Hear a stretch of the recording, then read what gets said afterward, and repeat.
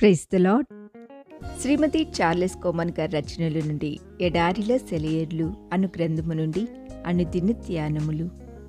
దేవుడు మనకు ఆశ్రయమును దుర్గమునై ఉన్నాడు. ఆపత్కాలములో ఆయన నమ్ముకొనదగిన సహాయకుడు. కీర్తన గ్రంథము 46 అధ్యాయము 1వ వచనము. దేవుడు నాకు కాస్త ముందుగా సహాయం చేసి ఉండవచ్చు కదా అని ప్రశ్నిస్తూ ఉంటాం, కానీ ఆయన పద్ధతి అది కాదు. నీ బాధలకు నువ్వు అలవాటు పడి వాటి ద్వారా నేర్చుకోవాల్సిన పాఠాన్ని నేర్చుకున్న తర్వాతే నిన్ను విడిపిస్తాడు. ఆపదలో నేను సహాయం చేస్తాను, అతన్ని విడిపిస్తాను అన్నదే ఆయన వాగ్దానం. నీ ఆపదలో ఆయన పగలు రాత్రంతా నీతో ఉంటాడు.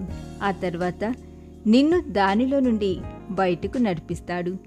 నువ్వు అసహనంగా అశాంతిగా ఉన్నంతకాలం ఇది జరగదు. నిమ్మలించి శాంతంగా అయినప్పుడు ఆ బాధలను ఆయన చాలిస్తాడు. చాలా విలువైన పాఠాలను ఆయన ఆపదల ద్వారా నేర్పిస్తాడు. అవి మనలను జ్ఞానవంతుల్ని చేయడానికి ఉపయోగపడతాయి.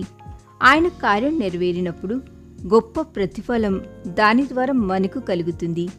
దానిలో నిజమైన ఆనందం ఉంది. దేవుడు వాటిని ఆపదలుగా లెక్కించడు, అవకాశాలుగానే లెక్కిస్తాడు. ఆపదలోంచి, ఘోర విపత్తుల్లోంచి బయటపడాలని చూస్తున్నావా? వాటిలోనే, మన దేవునిలోనే మన శాంతి, మన విశ్రాంతి. ఒక నిరక్షరాస్యుడైన నీగ్రో విశ్వాసి చెప్పిన మాటలు ఎప్పటికీ మర్చిపోలేము. దేవుడు నిన్ను పరీక్షించే సమయం. ఆయన తన వాగ్దానాలను నిరూపించేలా ఆయన్ను నువ్వు పరీక్షించడానికి మంచి సమయం. నీ శ్రమల వల్ల నువ్వెంత నష్టపోయావో దాన్నంతటిని ఆయన నుండి రాబట్టడానికి అదే అదను. పరీక్షల నుండి బయటపడడానికి 2 మార్గాలున్నాయి. ఒకటి, ఆ ఆపదను వదిలించుకొని అది వదిలిపోయినందుకు దేవునికి వందనాలు చెప్పడం. రెండోది, ఆ ఆపద దేవుని నుండి వచ్చిన సవాలేనని గుర్తించి దాని ద్వారా ఇంతకు ముందెన్నడూ పొందని పెద్ద ఆశీర్వాదం పొందడం. దేవుని కృపను పొందడానికి వచ్చిన ఈ అవకాశం గురించి ఆనందించడం. ఈ విధంగా మన విరోధి మనకు సహాయకుడవుతాడు. మనకు వ్యతిరేకంగా అనిపించిన విషయాలు మన మార్గానికి అనుకూలమైనమవుతాయి.